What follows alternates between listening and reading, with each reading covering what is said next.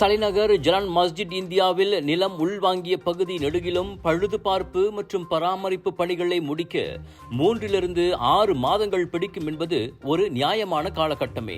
எனவே அனைவரின் பாதுகாப்பு கருதி அங்குள்ள வியாபாரிகள் சற்று பொறுமை காக்க வேண்டும் என கூட்டரசு பிரதேச அமைச்சர் டாக்டர் ஜலேஹா முஸ்தபா கேட்டுக் கொண்டுள்ளார்.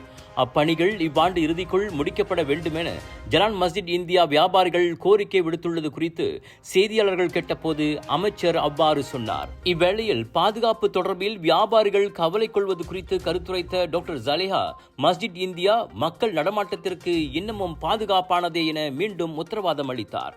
ஜலான் மஸ்ஜித் இந்தியாவை மறுசீரமைக்க 6 மாதம் என்பதெல்லாம் சற்று அதிகபட்சம் என்றும், இழந்த வாடிக்கையாளர்களை மீண்டும் பெற இவ்வாண்டே அப்பணிகள் முழுமை பெற வேண்டும் என்றும் மஸ்ஜித் இந்தியா வியாபாரிகள் சங்கம் முன்னதாக வலியுறுத்தியிருந்தது. டிசம்பர் முதல் மார்ச் வரையிலான ஹரிராயா காலகட்டத்தில் தான் வியாபாரம் சூடு பிடிக்கும் என்பதை அச்சங்கம் சுட்டிக்காட்டியது. பழுது பார்ப்பு பணிகளுக்காக சாலை மூடப்பட்டுள்ளதால் வியாபாரம் 80 விழுக்காட்டு நஷ்டத்தை சந்தித்துள்ளதாகவும் அச்சங்கம் கூறியது.